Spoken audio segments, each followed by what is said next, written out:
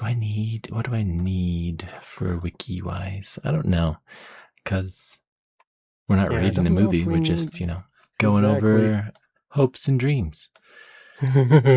All the things we love and need. And all the things that we hate about it. Things that really stick out after 5 weeks. It's like, I only remember brandishing a pistol for jaywalkers. Forcing a woman on a date with you to your stuff by the ocean. Entirely secluded. It's brutal because there are so many great things about this, but the really poorly aged stuff really sticks in you like a splinter. And you're just like, it's all you think about. Well, I was going for worst and best. I think best, like sentimental wise, he finds what's her face?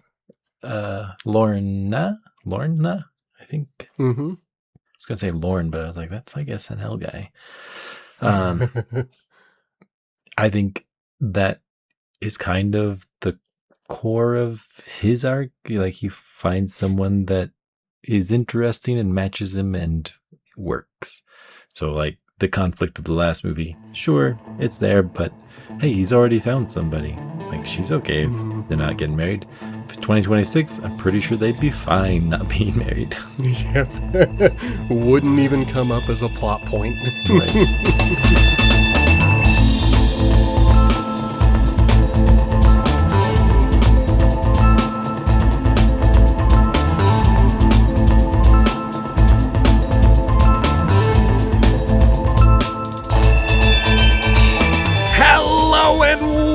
Welcome to Potato Chip Pictures, the movie franchise review podcast.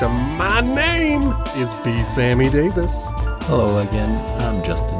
And today it is the wrap-up of the 4-movie franchise from 1987 to 1998, Lethal Weapon. I mean, really, the only two names that, at least on the production side, that you can tie to the entire franchise are Richard Donner and Joel Silver.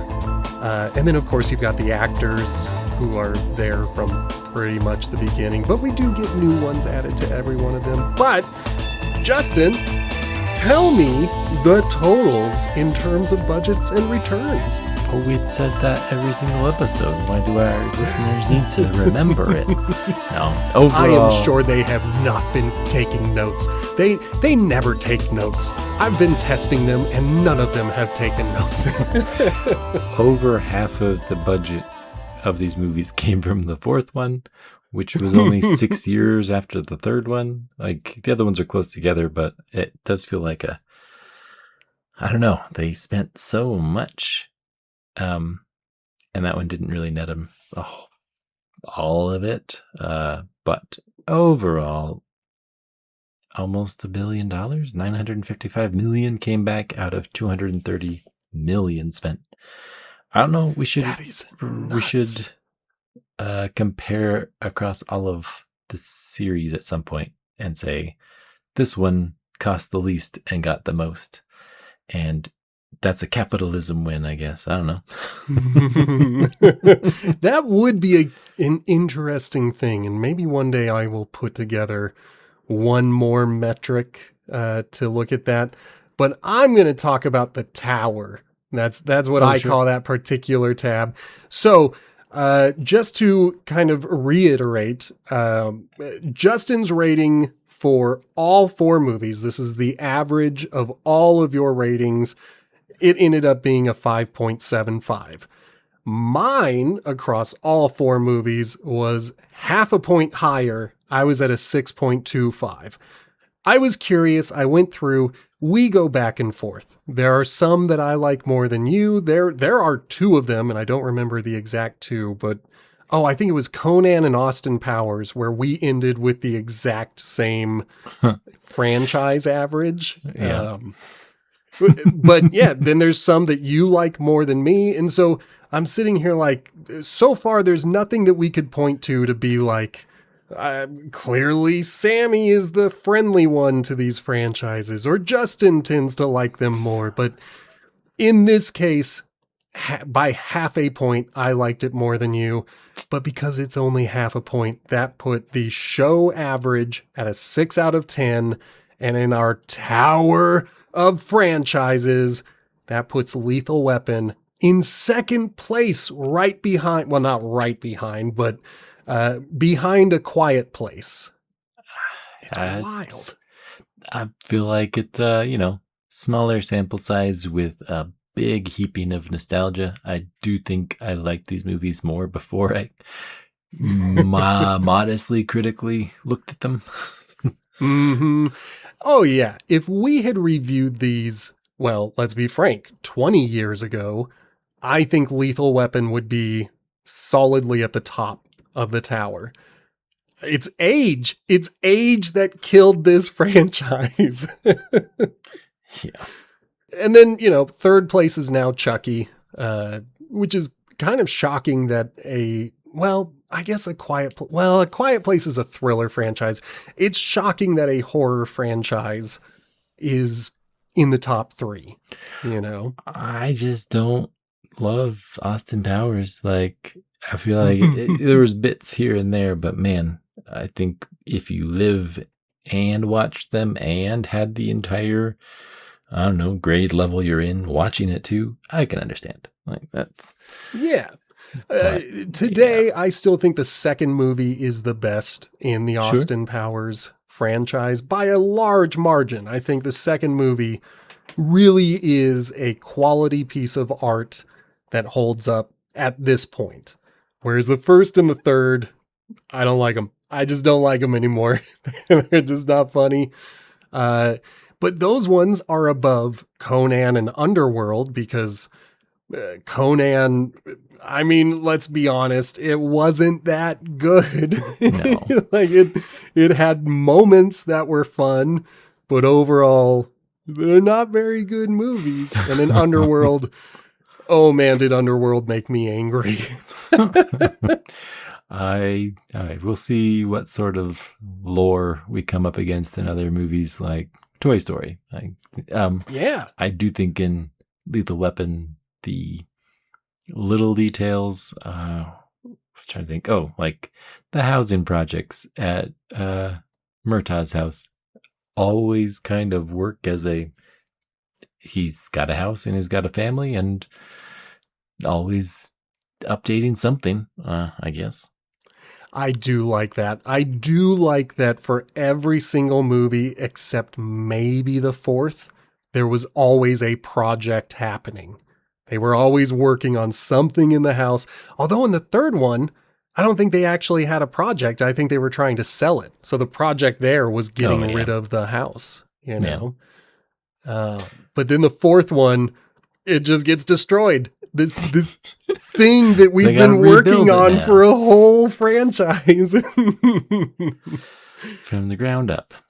Yeah, it's a very clever touch. There are such brilliant small pieces in this franchise that really do make the world feel alive and feel like something that is the real world. I know it's based on LA, but in my head, the way I look at fictional movies is that this is an alternate dimension and we're just stepping into that movie world. This is the first time where I'm going to be like, I don't know, man, Lethal Weapon was our world and it was lived in like our world.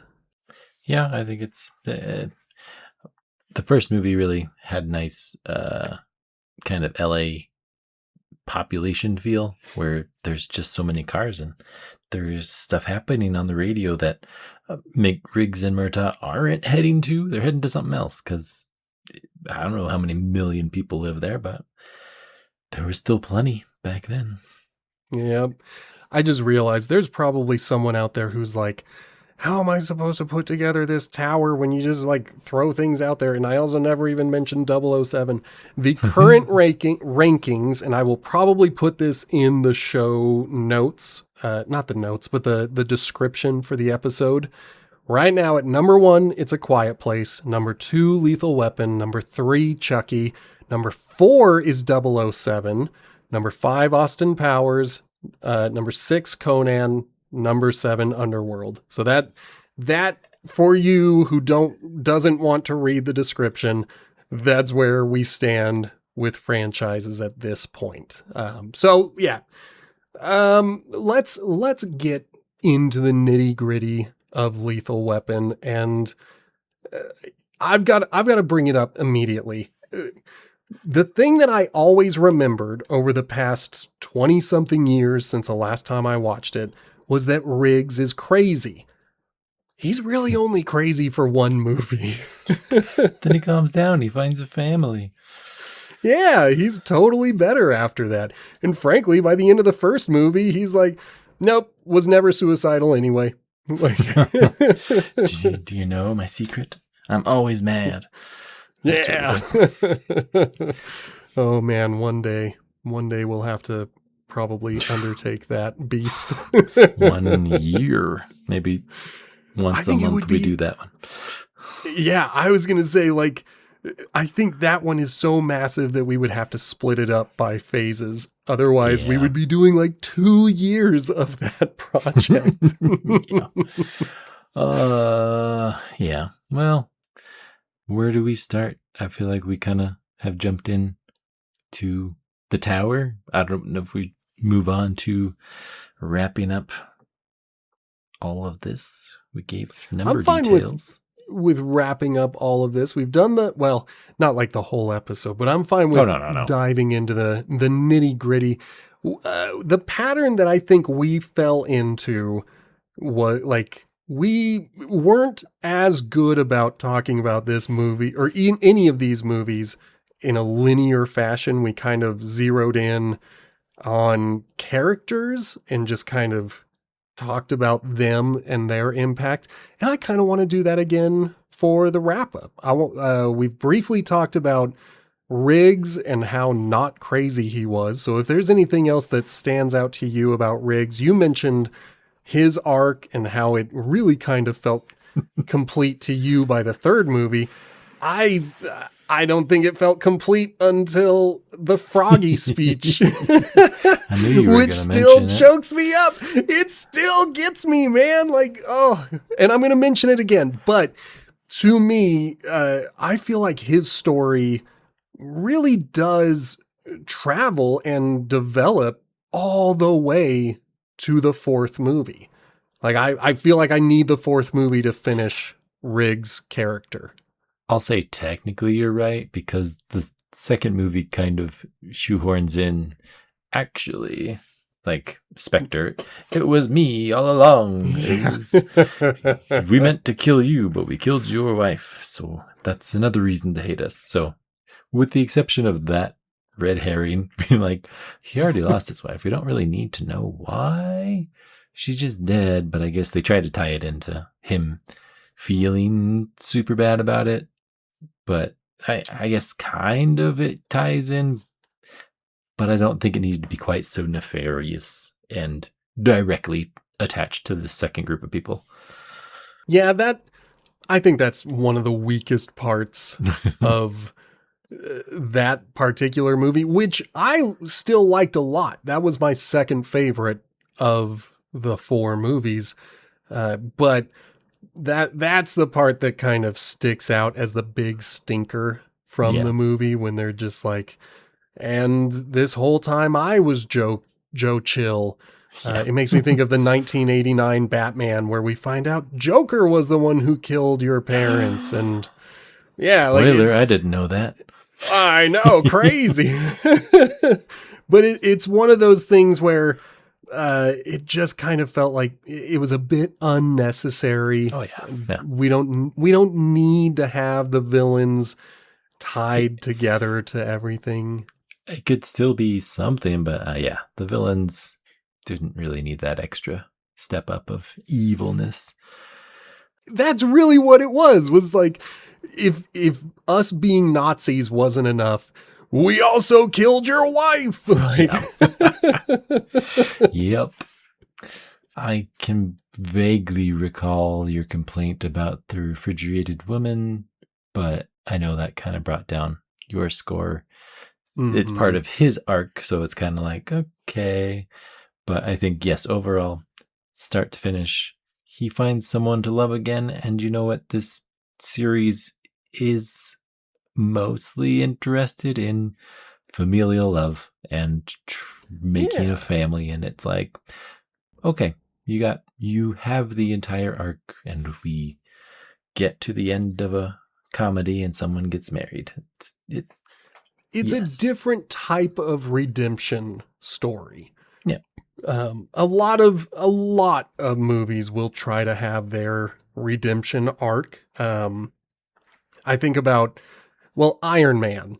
That's one of all the MCU movies, that's one of my favorite redemption arcs because you've got the party playboy, Tony Stark. He gets a taste of reality and he has to spend the rest of the movie essentially making amends with a lot of action and a lot of cool stuff. But he doesn't want to be an arms dealer anymore. He wants to be someone who stops all wars. And in this one, it's a different type of redemption because Riggs, he's barely responsible for his wife being killed. Like, the fact that he's a cop is the reason she got murdered, but he's a good guy. He's not doing evil things until the third movie when he's threatening to kill a jaywalker. Yeah. But, you know, his redemption arc doesn't necessarily mean that he did something wrong. It's more that he can't get over his wife being dead. So that whole family, that discovery that you can move on, it's a different type of redemption, but it's so satisfying to me. But yeah, Yeah. sorry, I No. brought up the waving of the gun, and that was yeah. I think the basic excuse is that if we try to portray humans in a film, you're going to end up with humans that are racist at times and otherwise. So it feels like overall, yes, we get a movie of someone that can change from threatening jaywalkers to keeping mum about immigrants that have been sold into slavery, hanging out at the guy's house. I'm grateful at the end of the movie that the chief is like, here, let me wrap it up with a bow. INS decided to give him asylum, and it's like, oh, how gracious of INS. We don't really need it, but at the same time, here's your happy ending. Like, yeah. So, there's just so much that is not great in several places. But yes, and Riggs, that's part of the charm, is that he is human. You mentioned it, and I agree with it. He's unlike so many of our other characters who attempt to be human in these franchises, a lot of them fall on their face. I think about our number one franchise, A Quiet Place, and that first movie where the dad, I just can't get over the fact that he is all about traditional gender roles and his more than capable daughter cannot go with him. Like, it's gotta be the boy who wants to stay at home. Not allowed. Yeah, like that's one of his human failings.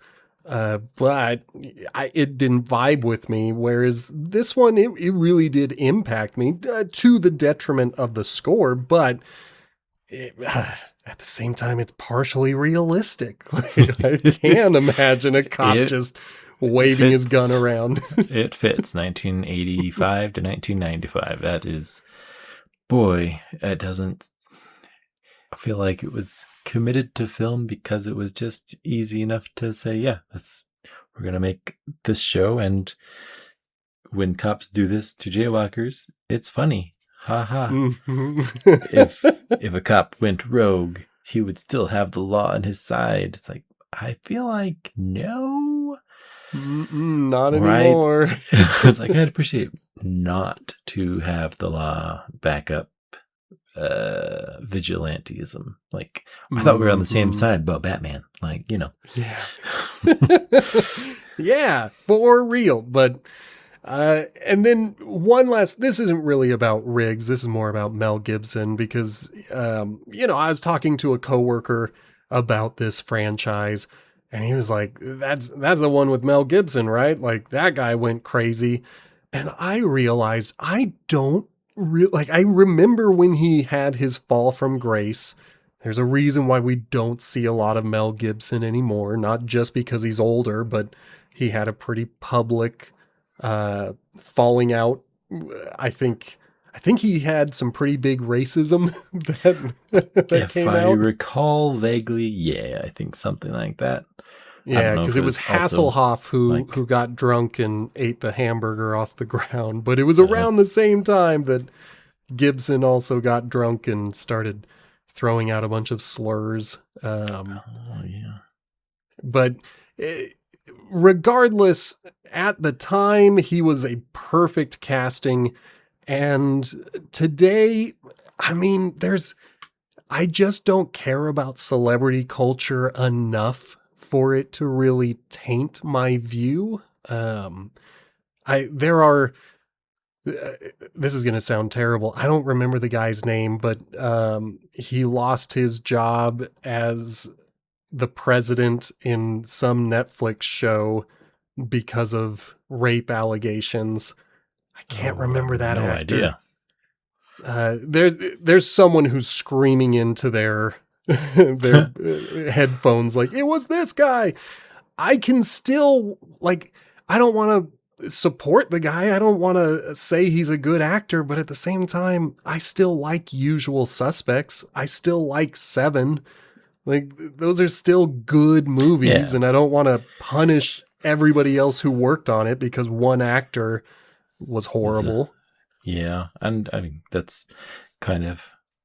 I think I used to watch Maverick with Mel Gibson in it. Oh, like at some point in my life, because it's kind of chill and kind of fun, and it's a comedy. Because I feel like he does that vague kind of humorous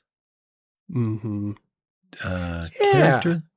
So I think he is good at works. Comedy despite everything.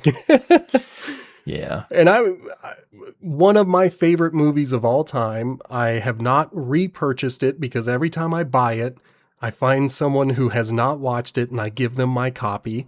But Braveheart, that's one of those movies where I've purchased it 5 times in my life because I genuinely love that movie. And when someone's like, oh, I've never seen Braveheart, I'm like, well, have my copy. I'll just go buy another. I think I watched parts of it. I don't think I've sat through the entire thing. Oh, man. He made me cry in that one. I cry a lot in movies. This shouldn't come as a surprise to you, but to our audience, maybe it will. Perhaps. But yeah, Mel Gibson made me cry in Braveheart. Before we get to the other person who made me cry, let's shift gears and talk about our other lead. Let's talk about Murtaugh, the old man.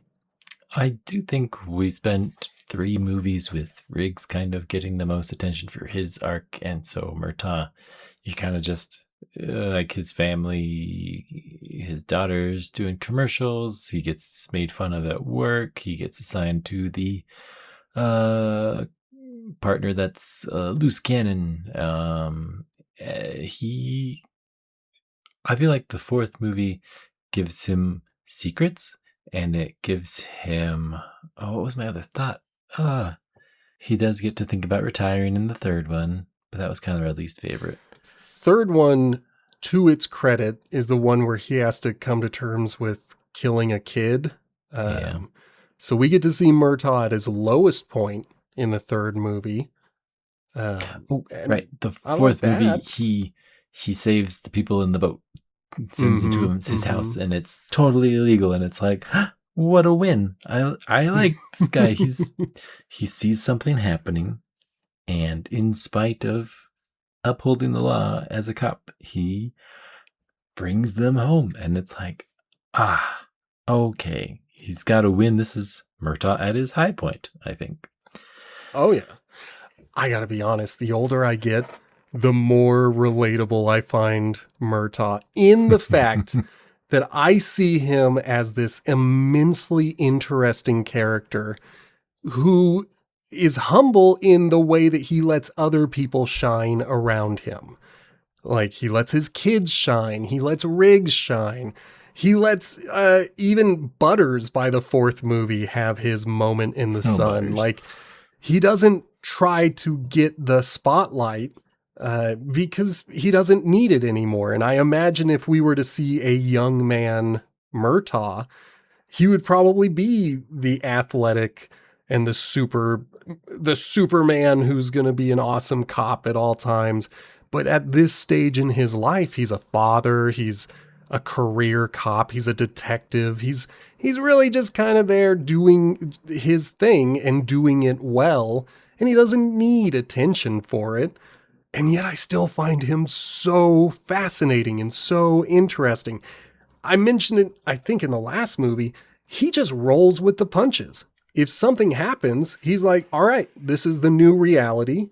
Let's come to terms with it. And I love that about him. Yeah, I can see that. I think my favorite moment would probably be the protective father behavior once he finds out that, his daughter's actually married to this guy. Like, okay, well, go take care of him, make sure he's alive.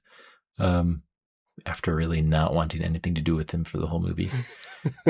There's pitfalls to that whole arc, but I think the family means a lot to Murtaugh, and I think once he decides that, family is what you are, then, like, it's all inclusive. You get to come to dinner, you get to get involved in the police detective work. His version of family is like a bear hug. Like, even if you don't want to be in the family, once he has decided you're in the family, that's it for you. You're now in the family. I feel like the end of the first movie, I'd be interested to know how close they were to saying we're going to have a second one, because it felt like a good interaction. Like, the whole was he or was he not actually, or was that the end of the first one that Riggs is like, actually I wasn't crazy, or that's the first one. Aside from that, come in and have dinner. It's like, like, it's a family moment, and all of the macho actions are just a cover for actually caring about the people that are in your family, which kind of is, I would say that's a justification in the 80s, 90s for treating Leo as you treat him. Like, yes, people are family. Yes, that's abuse. 90s, I can see that existing in lots of places. We don't love the abuse anymore. Let's just treat people nicely. That would be great. I gotta agree with you, but it's so wild because at the same time I still feel the love. Like, maybe except for Leo, they might cross a line with Leo, but otherwise I think Murtaugh genuinely cares about people. And then the last thing that just popped into my head is how good humored he is. Like, they're pranking Murtaugh all the time, like at least in the third and fourth movie, but also the second movie, he keeps getting pranked and made the butt of jokes throughout the franchise. And it would be easy for him to be bitter and upset about it. But after he's done yelling at everyone, he usually looks at the prank and laughs too, because he's like, okay, that was actually pretty good. And I love how good humored he is. He seems like a good guy, and I think he got saddled with a partner that sure needed him. I don't love that, making the star student have to work with the kid that needs to get their homework done. can work, but man, is it like, oh, I didn't sign up for this. Exactly what he says, basically. So really, like, if there's a complaint to be made, it would be that there's not a whole lot of arc to describe Murtaugh. Yeah. Like, he is the wizened He gets character. even older. Yeah, he just gets older. That's it. But otherwise, he's still the great person from start to finish. And his lowest point is when he kills a kid. And he's still, it's his lowest point because he feels guilt about it. Like, I love him as a character. And I don't even want to say it's a complaint that he doesn't really have any growth or change because he's like a perfect character. He's so great. Gets to exist and he's okay with that. Yep. I like him. I don't think there's anything problematic that I can recall with him. I'm sure that he at some points says stuff that I would cringe at. Yeah, he has some of the racism in there. He's not immune to it, but he also has so many great lines. Like, it's hard to point to a lot of moments where I'm like, Murtaugh, why'd you do that? Because he really is kind of the Rock of this whole franchise, where he just, not the actor, The Rock, but he's the metaphorical, solid and sturdy character that you can rely on. I'd be interested to root you. He thinks of the franchise currently. Yeah. I have not looked up any of them. No. And then just because they're a minor character, but they are tied to him, shout out to the fact that it was the same actors who played Murtaugh's family for this whole thing. When you told me that, I love seeing those kids grow up. Nice. That is pretty cool. Yeah, like that I think makes it feel complete. Like it's a universe. And I don't think the younger kids, I don't think they did a lot of acting. I think the youngest daughter, I think like Lethal Weapon was pretty much it for her. I don't know if she's got a lot of other stuff. I couldn't even find her picture when I was Googling. Maybe the other kids have some other roles, but good on them for pulling a Harry Potter and committing to coming back every single time. Like, I hope okay. Spoilers for the end of the episode. There have been talks about a Lethal Weapon 5. And I hope that those kids come back again. They're, older than me, but I still want them. Like, I think it would be, we haven't finished with the characters, but talking about the what if we continued it thing that we kind of do in wrap-ups. If there's a 5, I don't know that you keep them running into action, but I don't know what you do with them otherwise. A cameo would be sufficient. Like, I'd be fine with them being around a dinner table. Would Riggs make it to Chief? Like, could he be the Chief? That's an interesting one. Well, let's put a pin in it. Yeah, I don't want to get into that yet because first. I want to talk about the third member of the family, Lorna, which of course was Leo. Leo, you skipped a whole guy. I knew it was. Everybody skips Leo. He gets no respect around here. He has no friends. Okay? He has one friend. He has no friends again. Oh, poor Leo. I loved him in 2 and I loved him in 4. The third one, he gets the shaft. He's barely in it. Like, But Joe Pesci, yes, I think, knocked it out of the park. I think this is one of his most iconic characters. It's a shame that he was kind of, I'm like, why were we nominating him for this? Like, did we...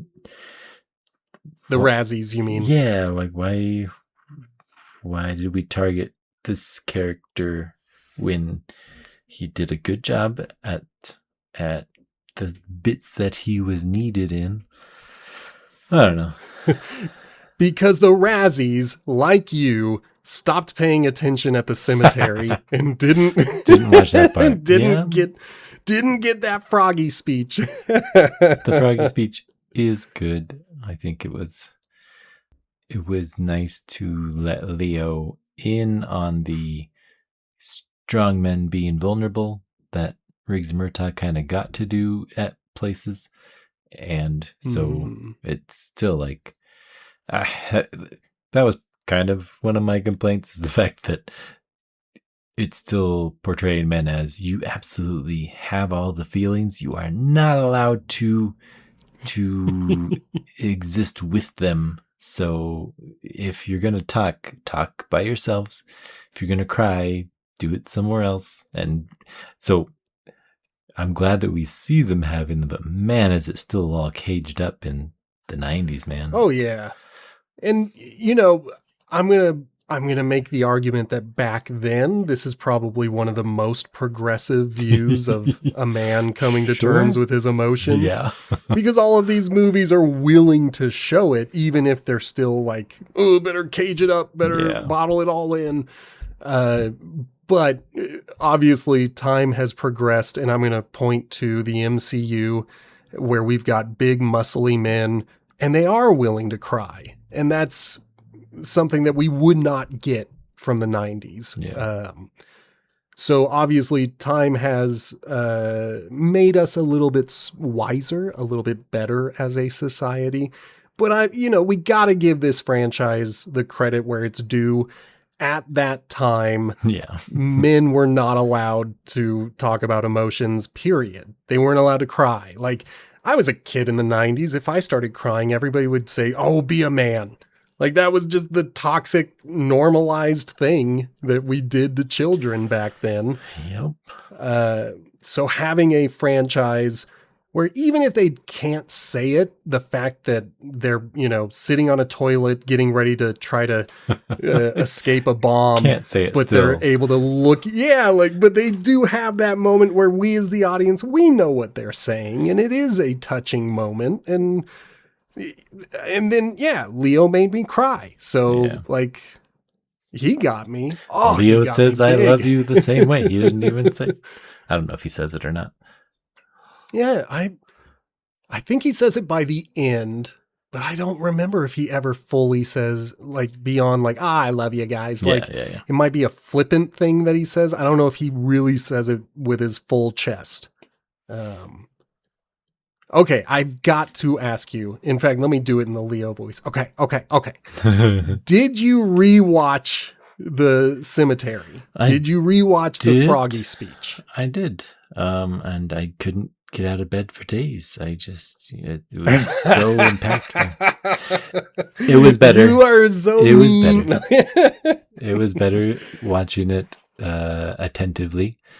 And I think that's what I was trying to communicate, saying that he gets to be vulnerable, and it's just super sad backstory that kind of explains, it's so pathetic, why he hangs on so hard to these guys that don't treat him well. And I do think he's introduced as an informant, and he's done criminal activities, but we got to keep him alive and out of danger. So I don't know if they see him as less than in that regard when they first meet him, but the fourth movie sharing that. And I think Riggs even says, I didn't know, or something like that. Something. He says something like, oh, we treat you like crap. Like he feels guilt. Yeah. For the way they've been treating him. And Leo's like, it's okay. You guys just rag me. And I'm like, no, they are mean. Yeah. So Riggs comes to terms with it, and he's like, I was a jerk. Yeah. He gets to be vulnerable, and it is when Riggs and Murtaugh kind of break down on the boat and drunk and cry and all that stuff, it feels similar, and it feels, what's the word, charitable of Leo to being like, hey, Leo already understands pain and loneliness and grief, and so he gets to share that with Riggs, and I think it's a interesting bond. But it is a bond. Yeah. Kind of reminds me of when Riggs is talking about his dead wife, and then Murtaugh just comes in and like Oh yeah. just craps on the whole moment unintentionally. Like Murtaugh wasn't around for the Froggy speech, so like he still doesn't know that we're being nice to Leo now. Well, Leo says we're family, so I mean, maybe he'll treat him Yep. nice because of that. And Happy you know, endings all they are. around. It's gonna be Yeah. good from here on out. All right. Well, we're on the last two family members. Lorna, tell me what you think about our unwed pregnant woman.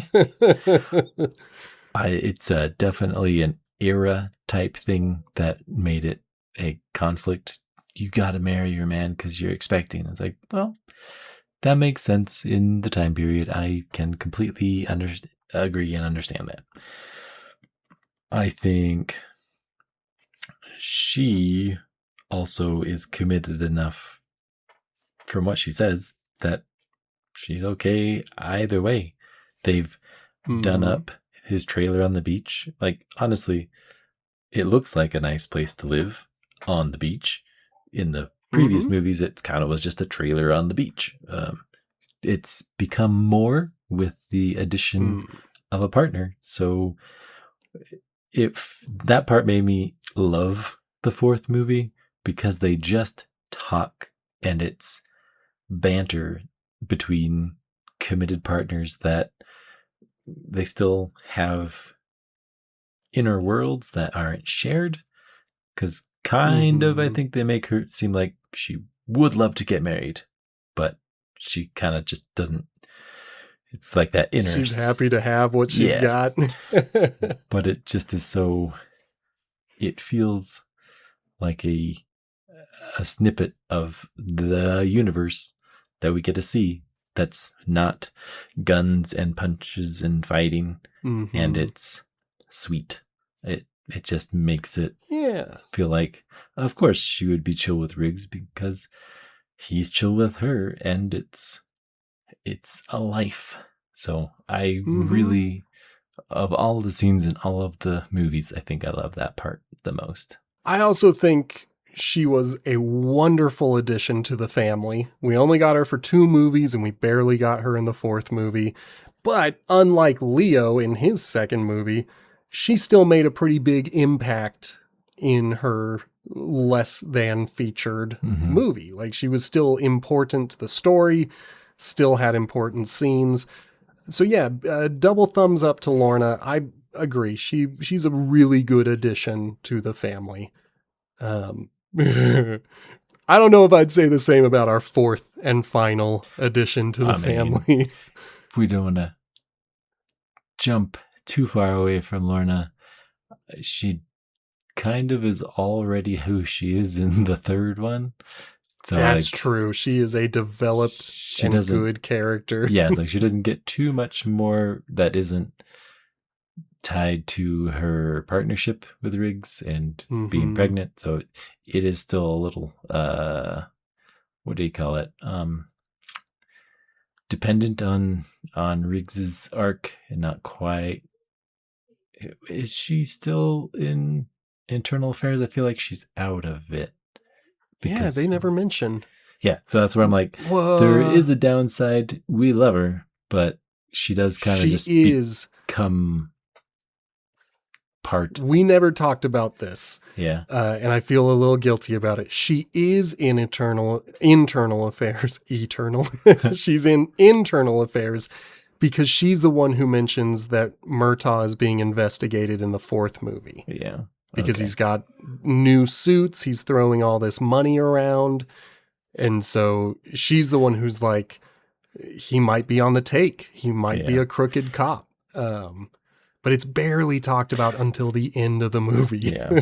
So for as much as I love that she's there, I don't want to miss the opportunity to call out the 90s movies where women don't have much to do other than get Yep. married and be pregnant. And it's like Yep.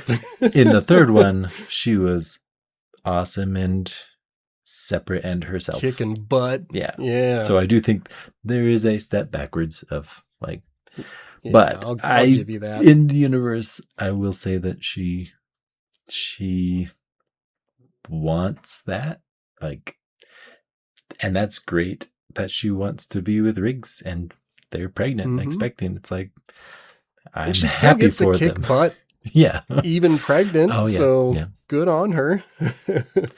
So And then, Butters. final family member is Butters. Detective Butters shows up for the 4th movie, played by Chris Rock. He is secretly married to Raina. They are pregnant with their first child. He's my thumbs down, and it's probably because we didn't get enough time with him to really develop. He only has like one great scene, and that's with Leo. Otherwise, I'm just like, nah. I think the character will be played 5 different ways by 5 different comedians. And I kind of wouldn't mind a different one taking a stab at it and maybe different lines, because it just felt like dropping in whoever was funny in the 90s. Yeah, who was hot at the time in 1998. Because it's all right. His stuff isn't bad, but it's not distinguished. It doesn't feel like he's the only person who could do it. Yeah. Whereas Leo and Lorna, no one else could be those characters. Their actors are perfect for those characters. Whereas Butters, I think you're absolutely right. We could put any comedian from the late 90s. They would deliver the lines differently, and I still wouldn't care. Like, he's the least of our family. Like, and it's not that Chris Rock did a bad job. Is it Chris Rock? Like, am I getting him confused? I'm pretty sure that's his name. Yes, it is Chris Rock. I had to look at the movie behind me to make sure. He's fine, and as an actor, I enjoy him. As a stand-up comedian, I enjoy him. As Detective Butters, I don't need him. He just doesn't work. Glad that Murtaugh can bring him in like family, but yeah, it's not fun. I think Butters is a liability. I don't know that he has bad intentions or bad motivations, but he just doesn't exist as very much, like, and he's supposed to be rather important. That's probably what makes it hurt the most, is like every movie we've had a new member of the family and they mattered to the movie, and then Butters shows up and he doesn't matter to the movie. He matters to the movie. He's just barely in it. He's supposed to be extremely important, but who cares? Yeah. It's kind of your son-in-law secretly, but we're gonna make jokes about how much he actually wants to get to know you, his motivations for why he likes you. Don't love it. Oh, so 90s. Yeah, so 90s. Yeah. Well, we've talked about the whole family, so rather than going bit by bit, I would like to know, do you have a favorite villain from this franchise? First one, is the General. Man, this feels like ages ago that I watched that one. That's like it was like a month ago. It was like an entire the 80s plot, like General and his Samuel guy. I think it was Samuel, right? I don't even remember his name, and he was the final villain. Mr. something. Mr. Samuel. No. I don't even remember the actor's name, and I like the actor because he's so good at being crazy. Yeah, I've forgotten his name too. For how much he's shown in it, I do think the final bad guy in the first movie, the General, is blah. He gets blown up. Yeah.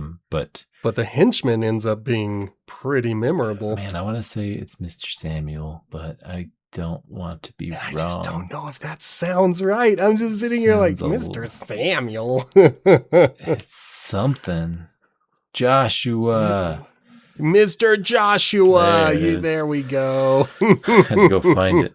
Name is Played not by memorable. Gary Busey. Yes, but and the third one is who's the bad guy in the third one? Oh, the construction dude. I've got a construction company. Ex-cop. What the heck is this guy? I don't know your motivation. It seems dumb. The fourth one is Jet Li.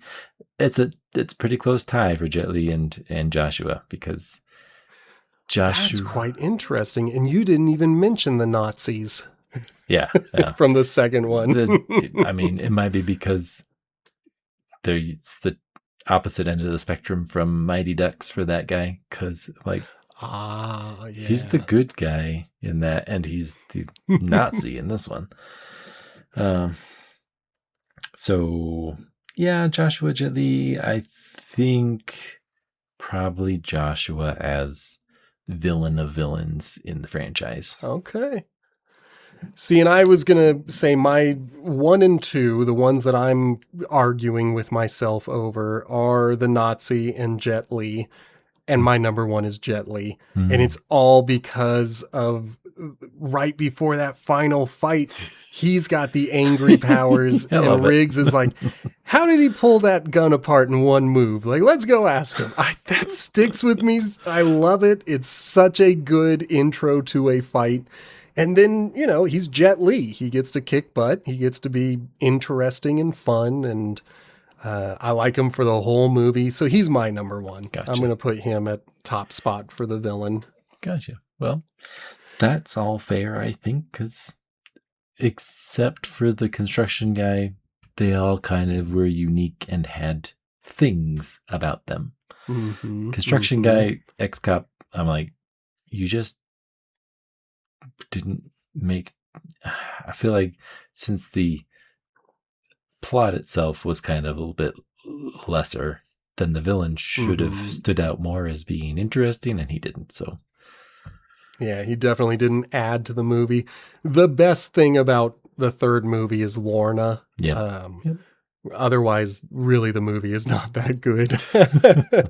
Lorna stands out. She's awesome. The rest of the movie doesn't really come together as well as it probably did back in the 80s. But all right, well, okay. Future. There has been rumor. There has been discussion, specifically as late as 2024, Mel Gibson went to the Salt Lake City FanX comic convention where he said that not only would he like to come back in Lethal Weapon 5, but he wants to direct it. Like, he wants to lead this thing. There are people who are still doing it, but no one's given him approval. He said that it's written, it's interesting, and then it's been held up for one reason or another. And this could just be him hyping up his own work, but according to him, it's the best one of the whole series if we ever get to see Lethal Weapon 5. So let's just imagine we get the whole family to come back. What would you want from a Lethal Weapon 5? I mean, you would probably enjoy it because apparently he directed Braveheart. I didn't know that. Yeah, and he did one hell of a job with it. What would I want for each of them? I think the continuity of the entire family, I think, would need to be a piece because, yeah, if we're doing cops, they need to be younger. I assume. I'm trying to think of what would be an interesting screenplay for. How old is he now? Like older than the cop chief was when he was in the first movie. So I think he could be in it. I don't think it would work in like that, whatever that new Maverick movie is. In terms of Tom Cruise is still there as a pilot. Like, well, I don't know that I'd see Mel Gibson as chief of police, but I could see him doing detective work in a wizened old type of way.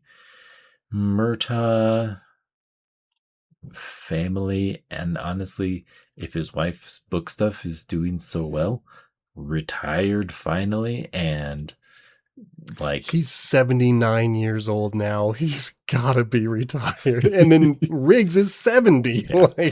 So retired, maybe a safe house because all of his kids are living nearby, like that sort of feel.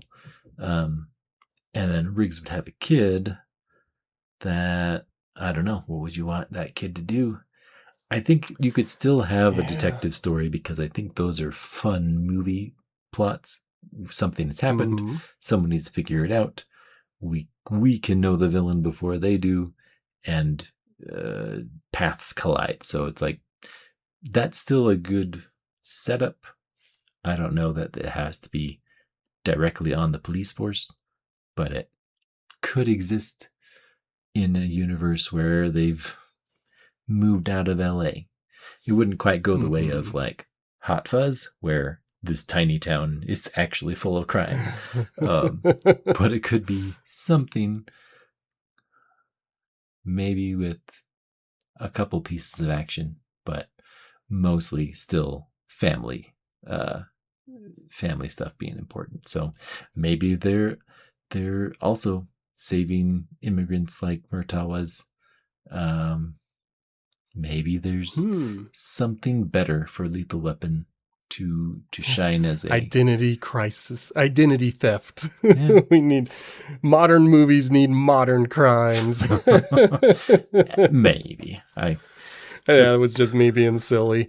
I got to be honest with you. What they would do is they would put Riggs and Murtaugh back in the starring roles, and those two as old men would solve the crime and save the day, just like they did in the 90s. But that's not the movie I want. I want their children taking over. I want it to be a movie about Riggs and Murtaugh's sons. And there is a huge age gap between them, but I want them to be detectives. You know? So I can't remember what babies they have at the end of the fourth is. Oh, yeah, it would be a grandchild for Murtaugh. But, you know, his son is admittedly like 20 years older than Riggs' son. But, you know, that would still be acceptable for like a wizened detective and then a newcomer. Especially if they're people who have known each other pretty much all of their lives. And so I would rather Mel Gibson and Danny Glover just be cameos. Like I don't want them to be the stars of Lethal Weapon 5. I want to pass the torch. I feel like having the kids do it though just leans toward that Naked Gun reboot. I haven't watched it. But I never saw it. He's like, all of the police force is, if I remember the like clips or trailers, all of the current police force is like children of the previous police force. So it's like, okay. Great. So I essentially am going to turn Lethal Weapon 5 into a parody of itself. It could work, but I just chuckled because I think that's what happened for the Naked Gun. I should watch that series. I mean, we could put that on the list, maybe even this year, and see if we can get to it. But yeah, I don't know what else I would want from it. I'll be honest. This is one of those situations where I kind of think the franchise should stay in the past. Yeah, that would probably be fine. Yeah, like this might be one that I am fine putting to bed and saying we don't need to return to it. But the franchise itself did return to it back in, 2016 and running through 2019 for 3 seasons. there was a Lethal Weapon TV series that I have never watched. I wonder if it's streaming anywhere. It was made by Fox, and so in my head it should be on either Disney or Hulu, but I've never seen it. And I don't know if I mentioned this with Chucky, but a movie transitioning to TV is not always a bad thing, because my evidence would be 12 Monkeys. I like that movie. It's a really artsy, kind of hard to follow time travel movie. But the 12 Monkeys TV series is incredible. It is so much better than the movie that it is inspired by. And so I do wonder, for 3 seasons, was Lethal Weapon, the TV series, as good or better than the movies? It got 3 seasons. Like, maybe it was good. Possibly. Could be something. I hadn't ever heard good or negative from it, really. Yeah, I'm trying to see. I mean, it looks like it got a lot of middling reviews from critics. The second and third seasons got higher review scores, whereas the first season was kind of dead in the middle, 5 out of 10 for most people. But then second and third season got 7s and 8s. So maybe it's one of those things where it grows on you. It might be worth watching if I have it on a streaming service that I have available to me. But in terms of this this particular franchise, I had not watched it. I knew it existed. I just completely ignored it and let it happen. Because I'm not a big Damon Wayans fan. I like, when I saw him as one of the leads, I was like, no, I don't want to watch that. But that's being unfair to him. Like, he is a solid actor, you know? Maybe. I don't know much of this stuff. But yeah. Maybe I'll watch it. I think you're right with your, it doesn't need to come back. Yes, there was a continuation, and maybe that convinced them, maybe we should do number 5. It's like, well, it ended happy. I think it ended nicely. I don't bring him back to suffer. Yeah. Did you ever see Major Payne? Yes. Okay, that's Damon Wayans. Like, that's my top of the mountain for Damon Wayans. Oh, I love that movie. It's a dumb movie. It didn't age that well, but I still like it. Yeah. Yeah. I vaguely remember pieces of it, but I can understand that turning you off of anything else that he does. Yeah, so maybe, apparently it's available on Amazon Prime, so maybe I'll give Lethal Weapon a shot one of these days. Because again, 12 Monkeys was far superior as a TV show, as opposed to its already really good movie. So I gotta give Lethal Weapon and Chucky a shot. Speaking of Chucky, there's gonna be a new Chucky movie. We're gonna be pulled back in. Probably faster than 007 pulls us back in. We're going to have to watch a Chucky movie. All right. I don't know if we would do a wrap up. No, we would just probably discuss how it affected the tower, but I don't think we would do a full wrap up just because of one movie. Check through all these things again. What was our favorite villain? Yeah. Well, sometimes I have stuff play into my head like, what about this? But after saying it should be put to bed and should be done, and saying that, I enjoyed the family feel and did not enjoy the remnants of the 90s, I don't have much else to say. I'm with you. I kind of feel like this is, so many of the other ones, I'm always like, man, what could we do? What stories could be told? in this universe. I don't really feel that way with Lethal Weapon. I feel like it came, it did what it did, it had an impact. I don't need any more, you know? James Bond got married and nothing happened at the end. It's all good. She's alive. She's a snapping. Yep, that's where it ended. And his marriage. All right. Well, I guess I will reveal what our next franchise is so that if you, dear listener, want to join us next week for the first movie in it, we are doing 2014's The Lego Movie. Something fun. Exactly.